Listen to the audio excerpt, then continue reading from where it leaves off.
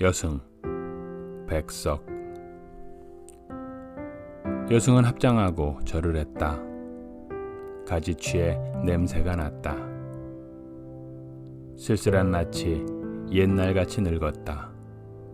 나는 불경처럼 서러워졌다. 평안도의 어느 산 깊은 금전판. 나는 파리한 여인에게서 옥수수를 샀다. 여인은 나어린 딸아이를 때리며 가을밤같이 차게 울었다. 섣벌같이 나아간 지아비 기다려 10년이 갔다. 지아비는 돌아오지 않고 어린 딸은 도라지 꽃이 좋아 돌무덤으로 갔다. 산꽁도 설겨울은 슬픈 날이 있었다. 산절의 마당귀에 여인의 머리오리가 눈물방울과 같이 떨어진 날이 있었다.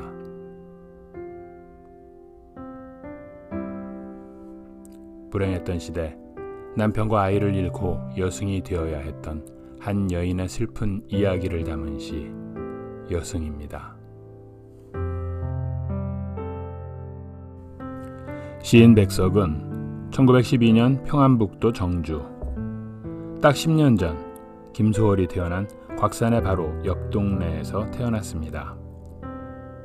소월과 마찬가지로 오산중학에 진학했는데요. 거기에서 소월의 습작 시들을 접하고 그의 영향을 크게 받았다고 하네요. 두 사람은 우리나라 현대시에 정말 지대한 영향을 주었죠. 소월은 현대시의 전통적 운율을 접목시켰고, 백석은 토속어와 방언을 활용하여 시어의 영역을 크게 넓혔습니다. 훗날 윤동주가 가장 좋아했던 시인이 백석이었다고 하네요. 그래서 윤동주의 시에는 백석의 흔적이 많이 남아있는데요. 이렇게 세 사람의 우리나라 대표 시인 사이에는 끈끈한 연결고리가 있었습니다. 지적이고 시 잘 쓰고 외국어에 능통하고 낭만적이고 잘생기기까지 한 백석. 그는 문 여인들의 관심을 많이 받았습니다.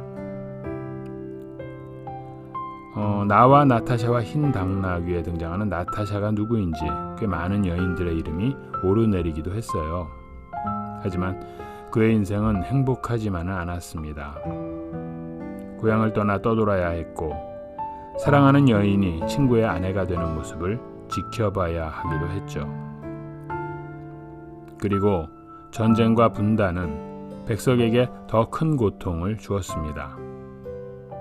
전쟁 후 북쪽에 남은 백석은 그의 문학적 역량을 마음껏 펼치지 못하고 불행한 여생을 보내야 했는데요.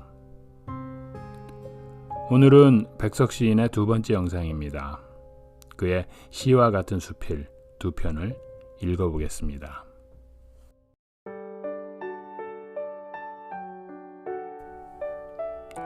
마포, 백석. 사장은 물새가 없이 너무 너르고 그 건너 포플라의 행렬은 이 개포의 돛대들보다 더 위험이 있다.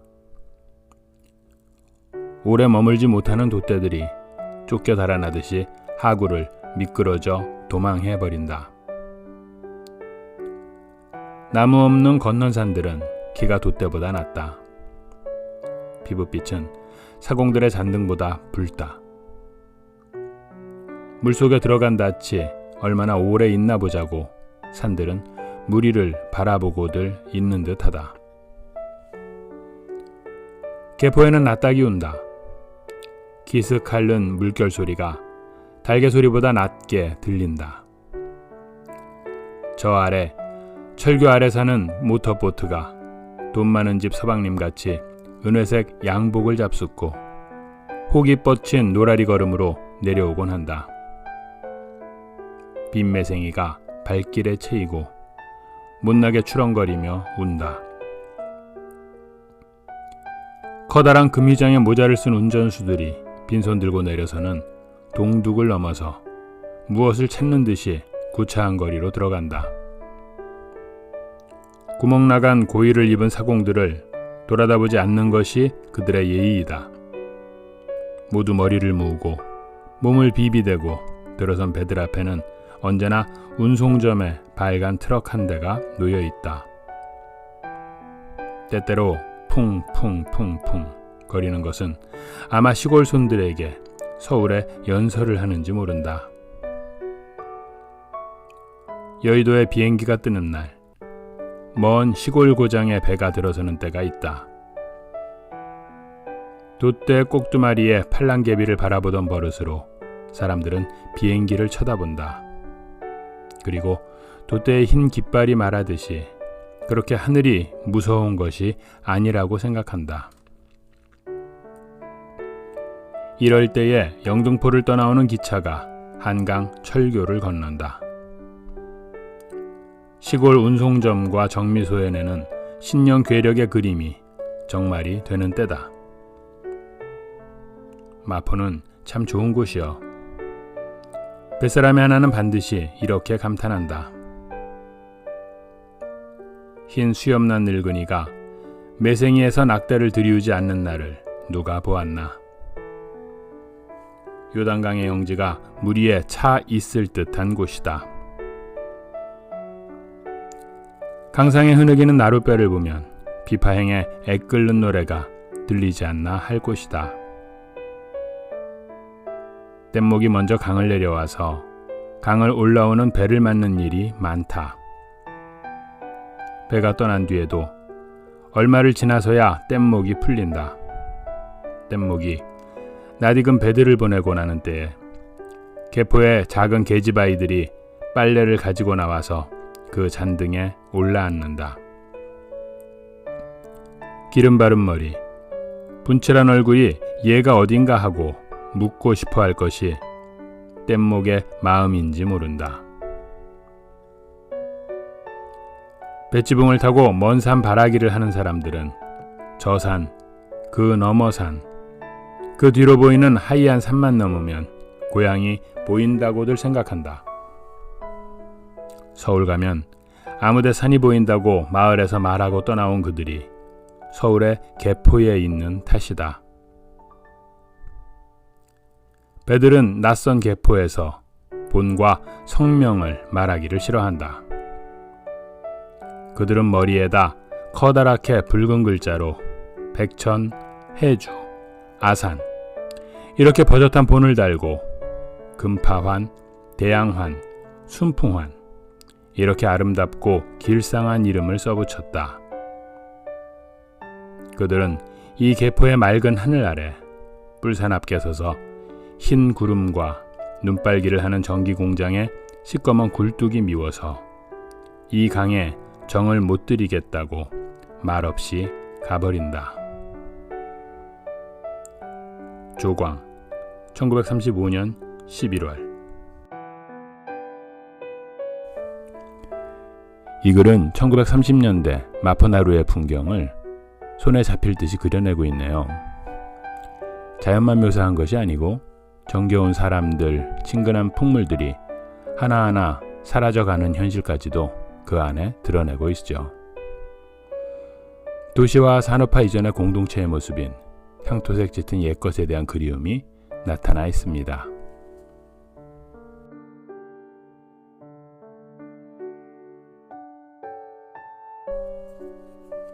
편지 백석. 이 밤 이제 조금만 있으면 닭이 울어서 귀신이 제 집으로 가고 육보름날이 오겠습니다. 이 좋은 밤에 시꺼먼 잠을 자면 하얗게 눈썹이 샌다는 말은 얼마나 무서운 말입니까? 육보름이면 옛사람의 인정 같은 고사리의 반가운 맛이 나를 울려도 좋듯이 허연 영감 귀신의 호통 같은 이 무서운 말이 이 밤에 내 잠을 쫓아버려도 나는 좋습니다. 고요하니 즐거운 이 밤 초롱초롱 맑게 괜 수선화 한 폭을 들여다봅니다. 들여다보노라니 그윽한 향기와 새파란 꿈이 안개같이 오르고 또 노란 슬픔이 냇내같이 오릅니다. 나는 이제 이 긴 밤을 당신께 이 노란 슬픔의 이야기나 해서 보내도 좋겠습니까? 남쪽 바닷가 어떤 낡은 항구의 처녀 하나를 나는 좋아하였습니다. 머리가 까맣고 눈이 크고 코가 높고 목이 패고 키가 호리낭창하였습니다. 그가 10살이 못 되어 젊디 젊은 그 아버지는 가슴을 앓아 죽고 그는 아름다운 젊은 홀어머니와 둘이 동지 섣달에도 눈이 오지 않는 따뜻한 이 낡은 항구의 크나큰 기와집에서 그늘진 풀같이 살아왔습니다. 어느 해 6월이 저물게 실비오는 무더운 밤에 처음으로 그를 안나는 여러 아름다운 것에 그를 견주어 보았습니다. 당신께서 좋아하시는 산새에도 해오라비에도 또 진달래에도 그리고 산호에도 그러나 나는 어리석어서 아름다움이 닮은 것을 골라낼 수 없었습니다. 총명한 내 친구 하나가 그를 비겨서 수선이라고 하였습니다. 그제는 나도 기뻐서 그를 비겨 수선이라고 하였습니다. 그러한 나의 수선이 시들어갑니다. 그는 20을 넘지 못하고 또 가슴의 병을 얻었습니다.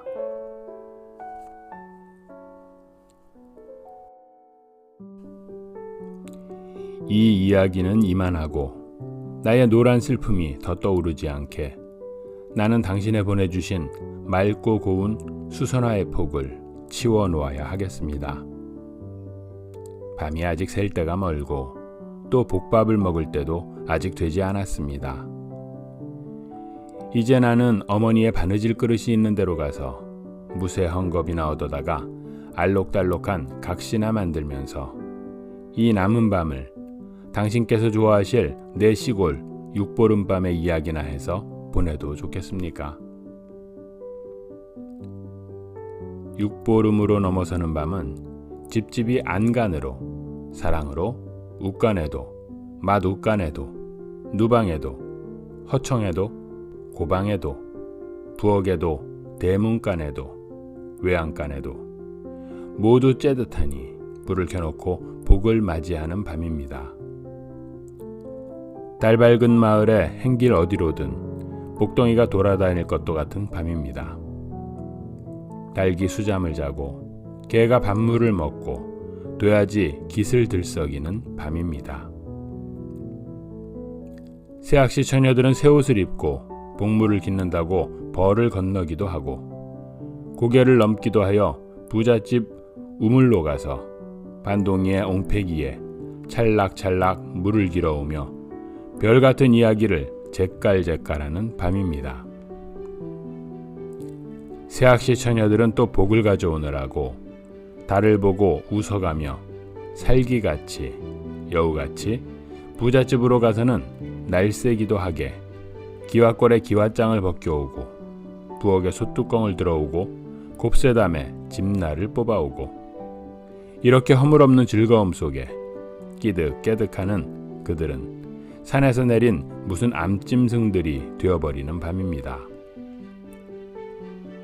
그러다는 집으로 들어가서 마음 고요히 3마디 달린 수수대에 마디마다 콩 한 알씩을 박아 물독 안에 넣는 밤인데 밝은 날 산끝이라는 운마디, 중산이라는 가운데 마디, 해변이라는 밑마디의 그 어느 마디에 콩이 붙는가를 보고 그 어느 고장에 풍년이 들 것을 점칠 것입니다.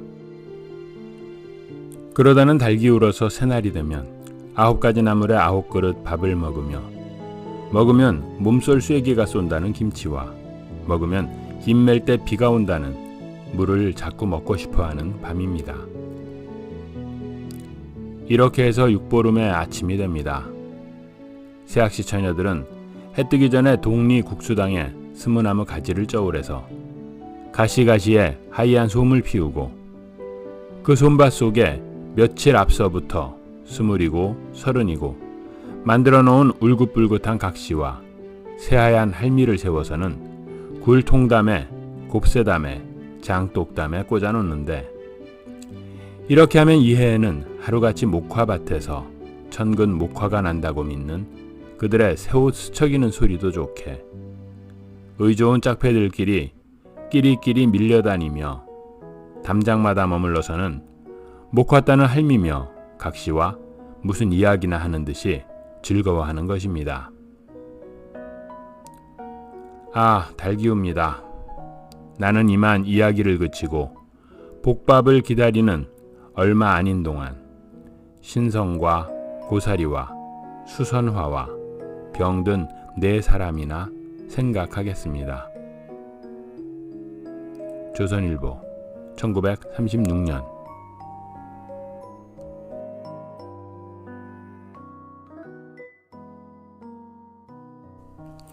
이 수필은 정월 대보름 밤이라는 시간을 배경으로 두 가지의 이야기를 전달하고 있습니다. 사랑했던 여인에 대한 추억과 대보름 고향 마을의 풍속에 대한 것인데요. 앞에서는 여인의 모습을 수선화에 빗대어 애틋한 심정을 섬세하게 그려냈고, 뒤에서는 백석 특유의 토속적 언어로 사라져가는 고향 풍속에 대한 그리움의 정서를 표현했네요. 오늘은 백석의 수필을 읽어봤습니다. 고맙습니다.